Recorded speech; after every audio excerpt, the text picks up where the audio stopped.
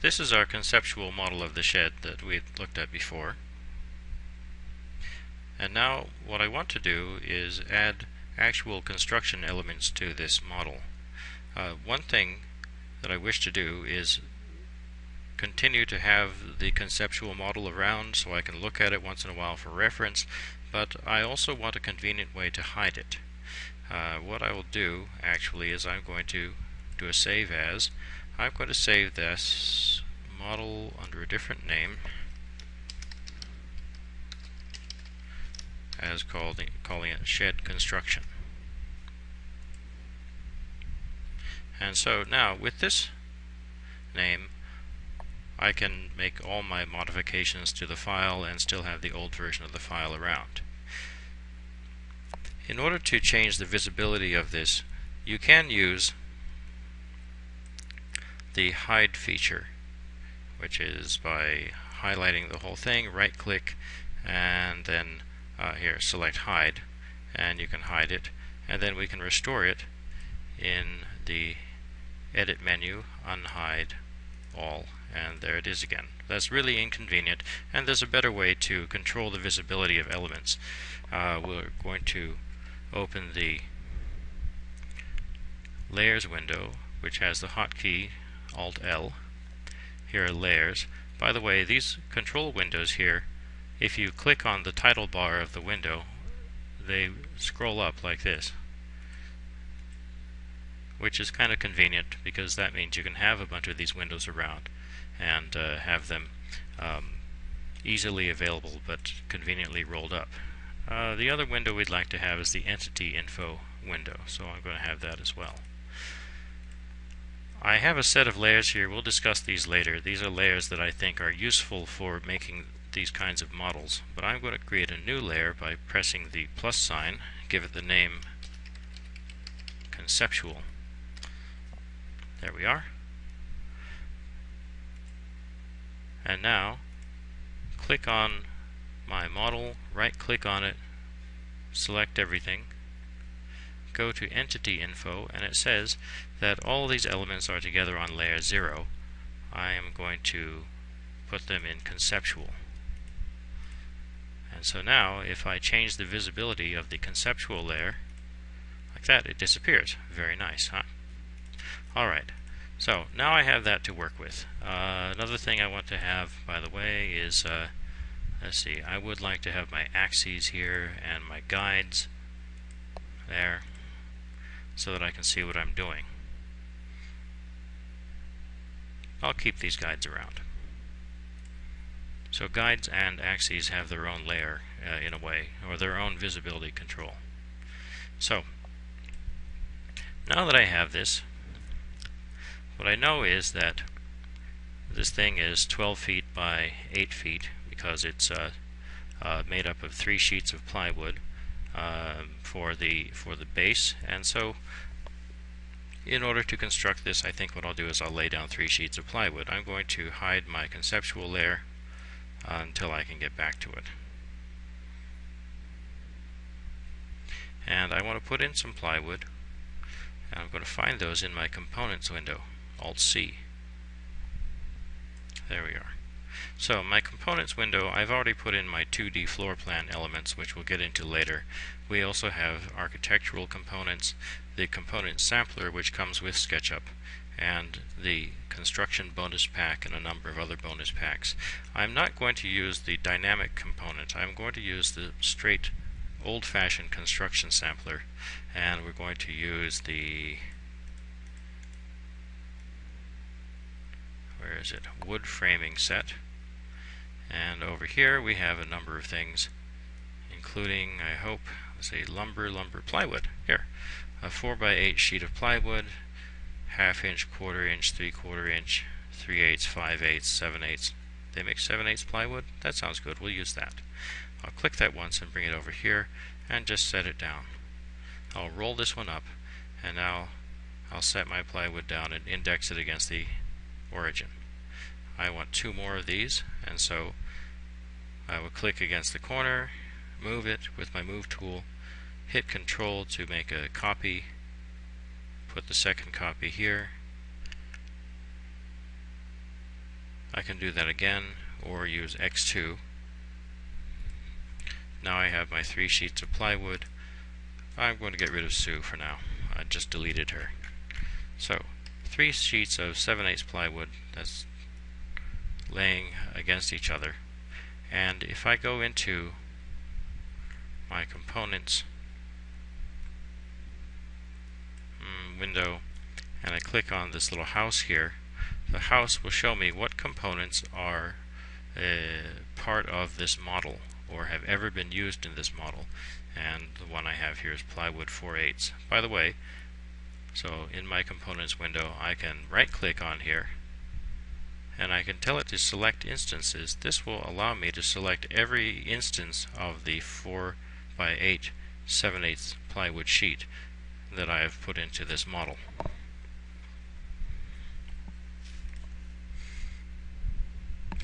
What other things do I want? Now that I have my plywood, I'd actually like to have some kind of decking underneath it.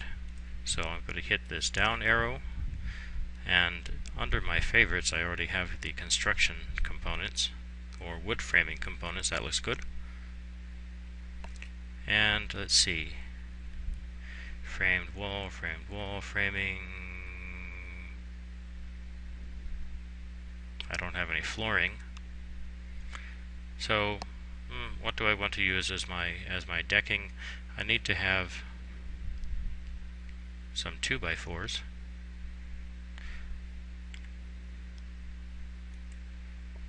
Two by 2, 2x3, 2x4, 12 feet.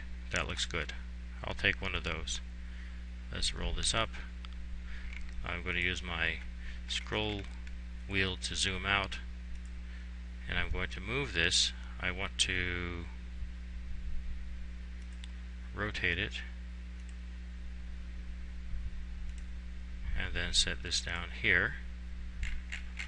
Let's zoom in, and this is in fact going to be the underneath this, so I will grab that corner, drag it down and set it there.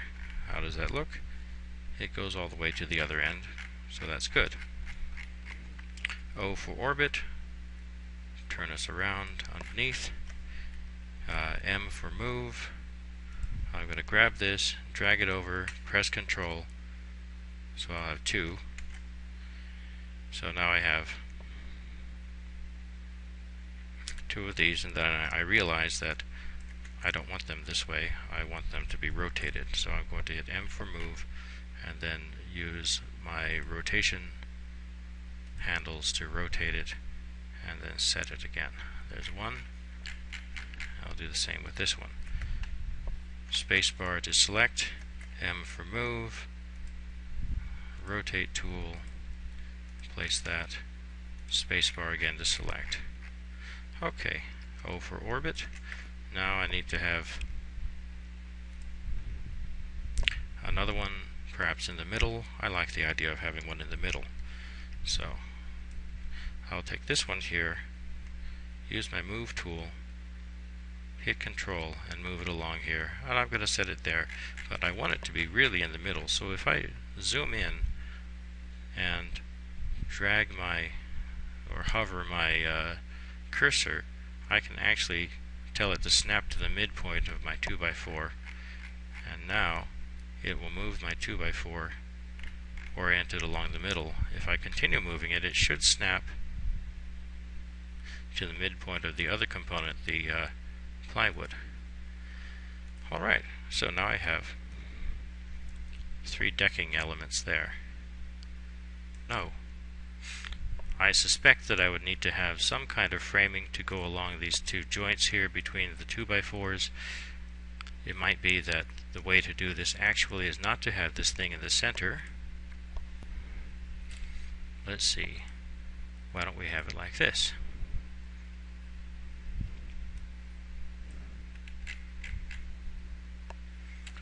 Hit my move tool, zoom in far enough that I can index to the midpoint of my 2x4, come back here and index that up against the joint between the 2 pieces of plywood, click, orbit, move in one direction, the green axis, like that. I think I want another one. So I zoom in, go to its midpoint, move it, Control to copy, and move this along. I'm going along the red axis. How am I going to make sure that I'm indexed correctly between those two pieces of plywood? If I hit the O key and then back to the move key, what I can do is press my right arrow key to constrain my movement along the red axis, and then come up here and index the end point of my move to this joint, and then click. Now it will have moved only in this direction and limited up to that point, which is what's happened. So now these are too long. I'm going to select this, press Shift to add this one to the selection, press S for scale, and now I can scale both of these at the same time. I'm going to scale them in along the length only, up against there. Press S or press spacebar to select, and so let's see, now what do I have?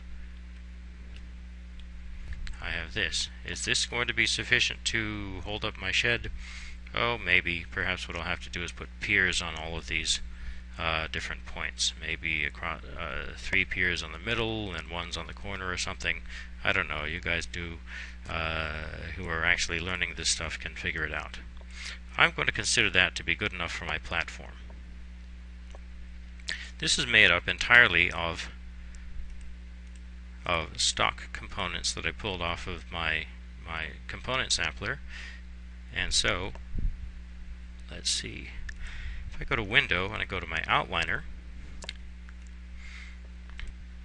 my outliner shows me that I have 6 2x4 by 12 foot, even though some of them are actually not 12 feet. They started out that way. 6 2x4s and 3 4x8 sheets of plywood. I would like these to go into a particular layer. Let's see, architectural, floor plan. I'd like to have a framing layer, I think. So I'm going to create a layer here. I'll call it framing. And I'll define for myself that framing is going to include things like 2x4s and plywood and such like framing elements, or perhaps things that we find in the framing sampler. I'm going to individually select each of these. So I've selected the plywood sheets and my 2x4s. Go to Entity Info and tell it that these are in the framing layer. So if I change the visibility on framing, they disappear. And so, if I add the conceptual layer back in, as you can see, my shed is living on top of the framing, which is kind of what I want.